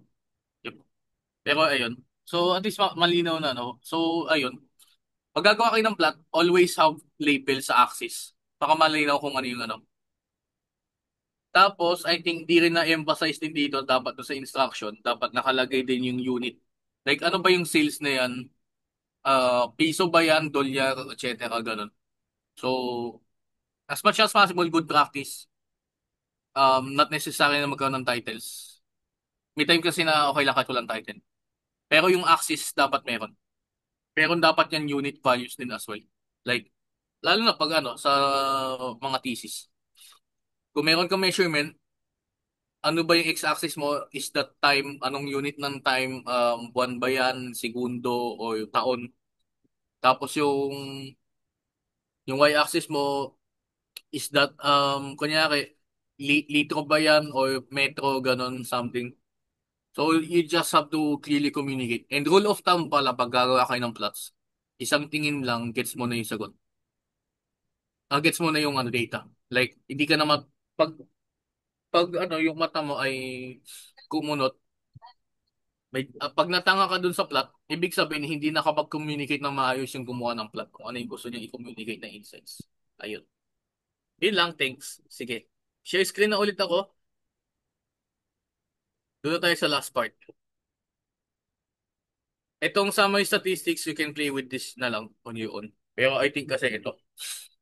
Working with generative AI responsibly in data science. Like, we all know, bigla na lang nagkaroon itong generative AI chat GPT. Like, ang laki ng epekto niya sa ano, I would dare say may mga positive sides, may mga negative sides. May negative sides, imbis na mag-aral ka, ipapasagot mo na lahat sa ChatGPT, ganun yung iba. However, ayun, may mga indicator din like may ganito, long quote. Pero I would suggest na Gen AI could be used instead to increase productivity ng mga data scientists. Like for example, yung markdowns natin, pwedeng AI na lang paggawa natin. Ayun, sige, start na tayo. Make AI work for you, not the other way around. So, it's more about na um, knowing that AI is a tool and tools when used properly, magiging productive ka, and if tools used badly, ikaw yung dehado sa uli. So, yung AI, we have to know, Gen AI, lalo na GPT, you can input questions, tapos magsasagot siya. And basically overview din na kaya magaling siyang magsagot kasi trained siya sa vast amount of data from the internet. So dahil doon kaya na niya makipag-usap. Ayun. So for example, ayun, working with eto, um pwede mong palinis yung code mo, palagyan ng comments, ganon, or just to articulate. use AI as an articulator talaga. Ayan. So ito, example ng prompt na yan. Pag magpa-prompt ka, ayun, yung prompt yun yung tanong mo sa AI based on something something. So as much as possible, pag magtatanong ka, expound, share your thoughts, ganun.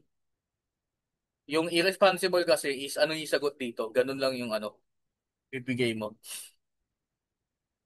Ayan, example nga. Trying to save your trying it to save your workflow. Like, yun nga, pag sa usapan mo, ano yung plano mo, ganito, ganyan. Tapos, suggest ways to improve. Tapos, try mo incorporate dito. For example, itong notebook din naman na to, I made extensive use of AI to increase my productivity talaga.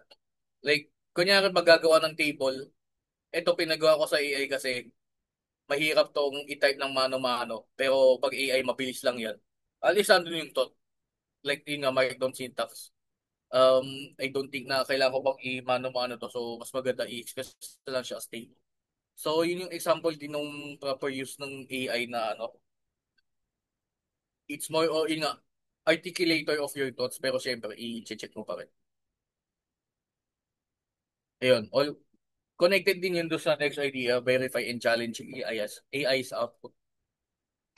Pag alam mong simple enough, tignan mo pa rin. Pero pag alam mong mas complex, doon talaga dapat mag-spend ka ng time na ano, tapos magtanong ka bakit ganito, ganyan. Ayun. So, technically, yung mga codes din dito, pwede mo nang iyan pasagot lahat sa AI. Pero, that's the irresponsible use talaga. Like, I think, best talaga gamitin yung Gen AI if you already know how to use something alat talaga. Like, hindi ka total beginner. Kasi, pag hindi ka total beginner, you can clearly spot yung errors ng AI. And, as you work on talaga, mapapansin mo na may yung pitfall din ng AI is there are times that it's confidently wrong na hindi niya alam kasi ganun siya usually nagsasalita talaga confident. Di siya doubtful eh. So kailangan mo i-correct mo pag sinabi mali to kasi ganito ganyan. So ayun, general rule of thumb din is kapag magko-code ka ng AI, I mean magko-code ka with AI, wag mong as much as possible, wag mong tanungin ng arithmetic yung AI. Medyo doubtful pa rin ako dyan. Just, if may kailangan kang paggawa na algorithmic code, you have to, yun na lang yung paggawa mo, pero i-check mo pa rin yung bawat line. Baka kasi, syempre, may error pa rin doon. Imbis na pa-compute mo kung ano yung mean ng ganitong array na ika-copy paste mo lang. Maganda na pa-generate mo lang siya ng code instead.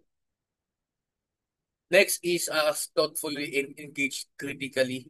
Ayun nga, yung tulad din ng sinabi ko kanina, longer it's specific. So, tapos, feel free to share din na ito yung naisip ko, ganito, ganyan. More on discussion talaga. Discussion. So, pag wala ka ng energy, pag halatang wala ng energy, gumagamit ng AI kapag ano, pinapagawa na lang niya sa AI. Pero yun nga, as much as possible, huwag ganun.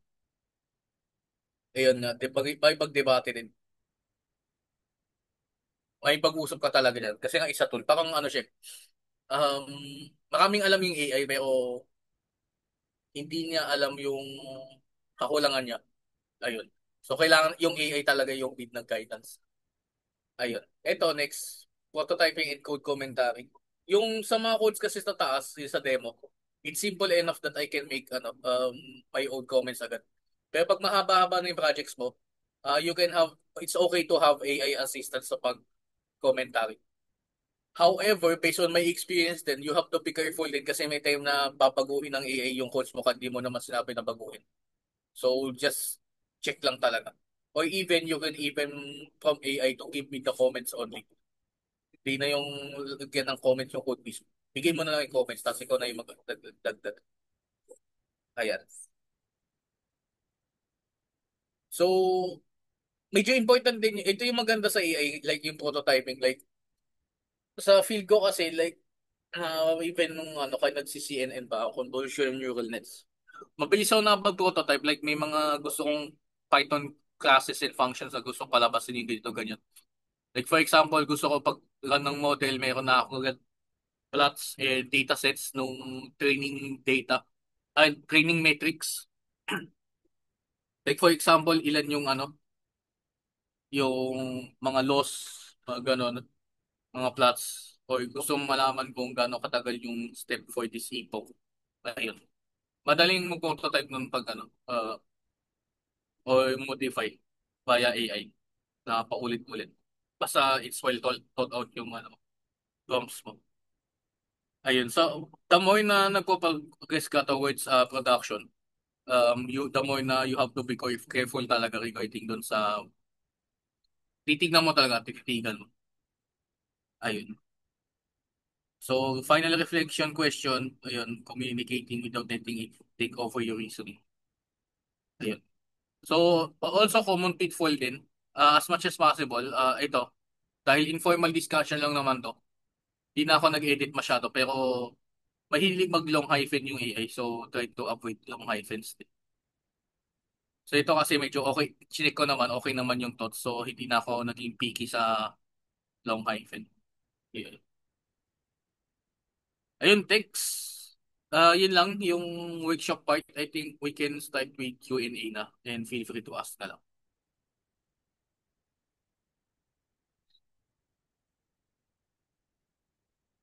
Sige, open na for Q&A.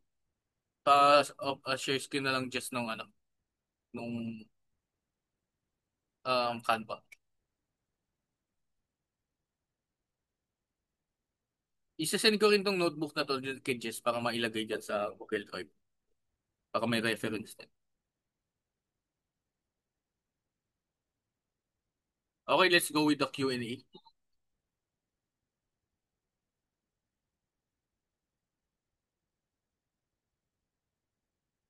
Tapos yun. Open forum na to, so kahit sino pwede na magtanong.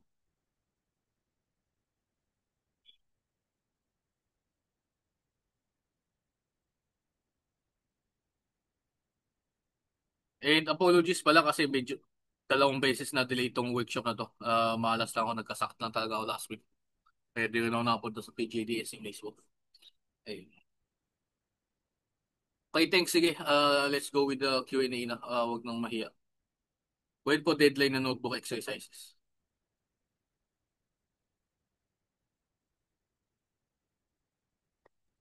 Mamaya, we will announce. Oh, maya ata.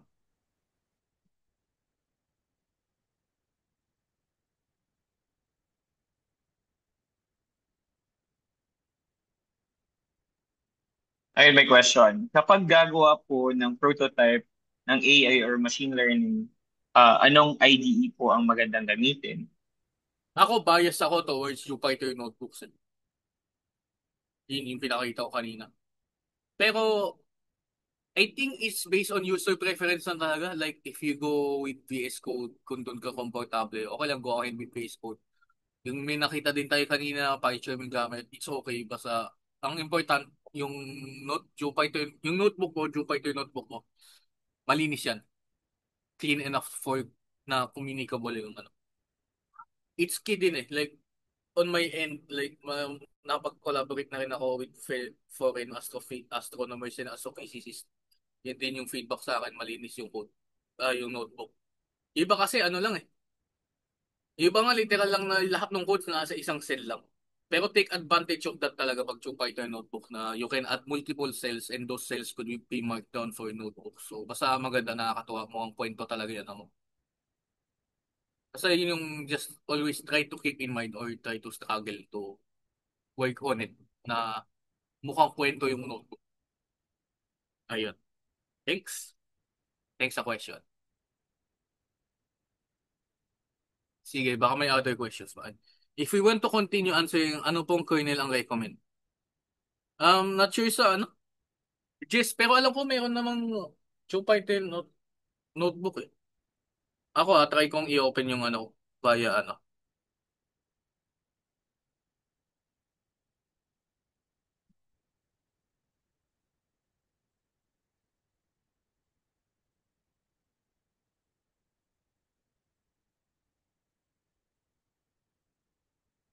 Mag-share screen ako, teka.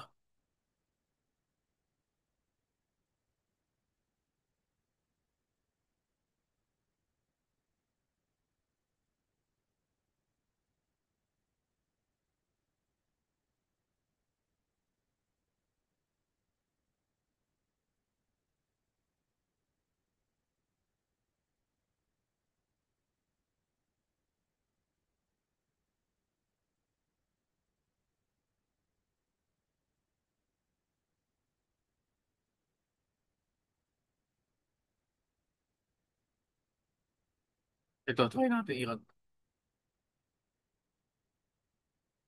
Ah,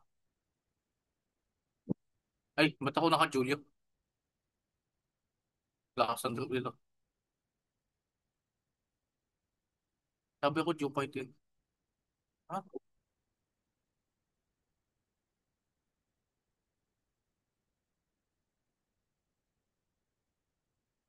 bigla, nagpapalit pa to.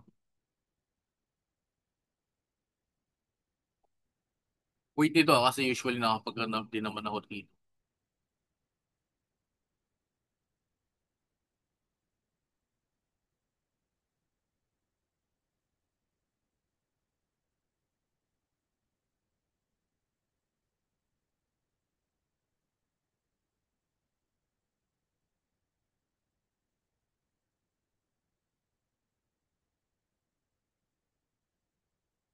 Anyway, for some reason, hindi gumagana yun.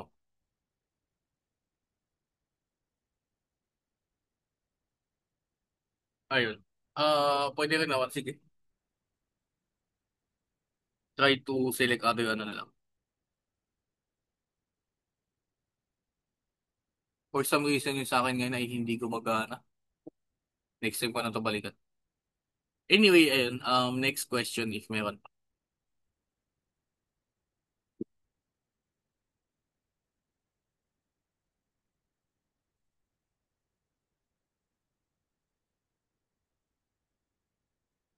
Ikaw, Ed, may tanong ka.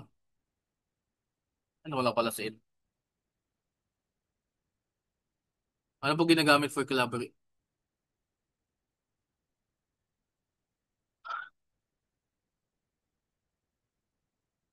Yes, we're working towards ano. In fact, meron tayong GitHub, github.com/. Yan. I think dati nag-workshop na rin kami ng Git. Pero, ayun. For now, mas okay lang sa akin kahit GitHub, pero later, need nyo rin matuto ng command line interface for Git. In class, we usually deal with super clean data sets, but we know real world data is very messy. Any tips on like certain projects that help you get better at cleaning real world data? Yung general tip ko lang talaga is yung na-discuss ko na rin dito. You have to perform exploratory data analysis talaga. Like yung check mo yung data completeness, yung DF info, mga ganon. Tapos try mong inspect each column, check yung categories, yung unique values, mga ganon. If may napapansin ka na parang dapat magka-group yan, try to recategorize. Like baguhin mo yung value para same value name, ganon. Tapos, yun nga, may data cleaning talaga. It's very messy lang talaga. So, you have to have patience with that din. Like, i-check mo yung nga, may iba may nulls. May iba, for example, na may imputation mo na ginagawa. Imputation. Like, for example, pag may null values, ano gagawin dito sa null values? Pupunuin ba natin to ng average, ganon, or median ng values? O, may time kasi na hindi mo dapat tanggalin lahat kasi pag tinanggal mo yung rows na walang laman dito sa column na to, eh baka wala ka ng data halos for analysis or training ng machine learning models. Ayun. So, tapos, pwede ka rin naman magtanong ng strategy sa AI. Like, how do we deal with this? Kasi ito yung mga napansin kong ano. Pakita mo yung df.info. Ito ganito ka-complete yung data ko, gano'n. Tapos try to have din ano. I would suggest din talaga na you know kung ano yung bawat isang ano. Yung bawat, ano yung bawat isang column ng dataset. With that is you can may makapag-apply ka ng domain expertise kung ano yung pre-processing na gagawin mo. So it's medyo messy talaga siya. Kahit may AI mag-cleaning ka pa rin. Thanks sa question. Ayun, may next questions pa ba?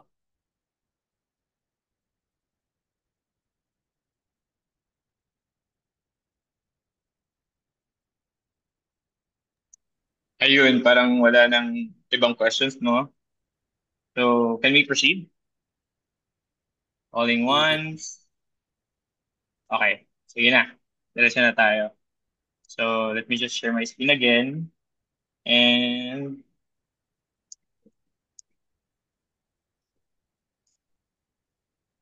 so, as you all know, no, as discussed nung orientation, every workshop ng DS100, there will be a requirement. So, by group din naman siya, tapos madali lang. Kung ano natutunan nyo dito, i-apply nyo lang doon sa problem na yon. So, these are the groups, dalawang page to.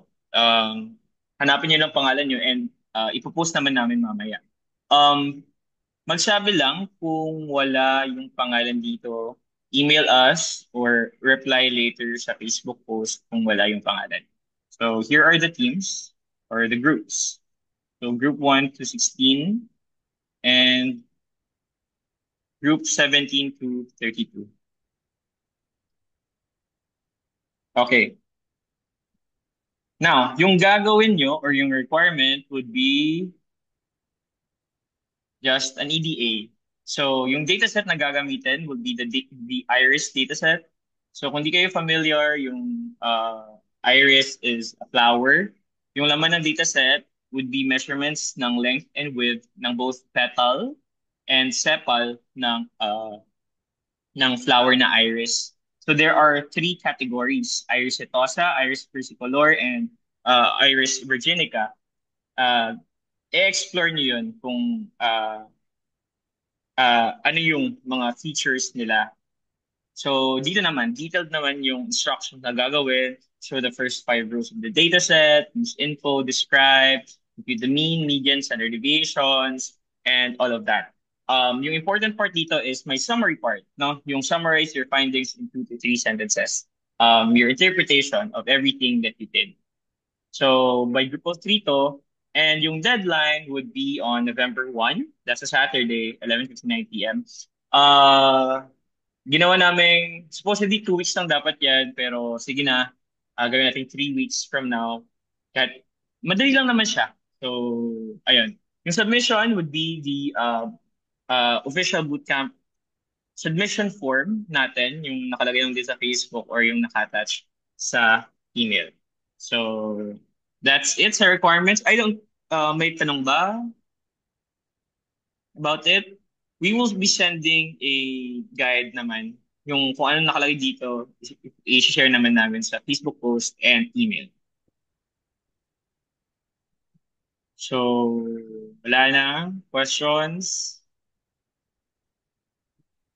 By the way, since may group siya, and di at ma-avoid na baka may manggughost sa inyo ng mga groupmates nyo, so may peer eval siya. So, don't worry.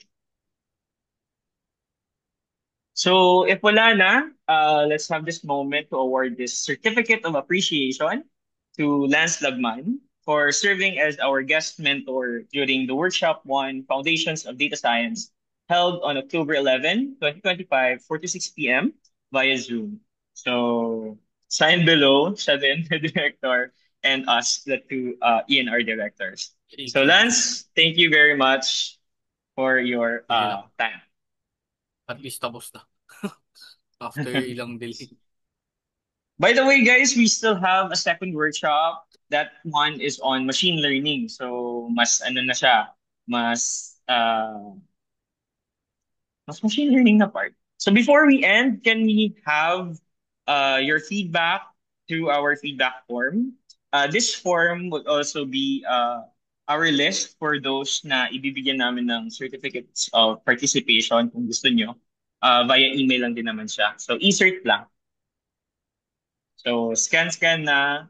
I will send the link then later sa Facebook post. So, ayan, I'll give you time to scan the QR. 5, 4, 3, 2, 1. So, thank you guys for coming sa first workshop natin. Again, yung next workshop would be 2 weeks from now. That would be on the 25th ng October. That one is on machine learning. So, abang-abang na lang sa announcements. Thank you guys. Thank you. Thank you. Okay, thanks. Feel free to reach out lang kung may tanong. Nasa Facebook lang ako. At nyo ako sa Facebook.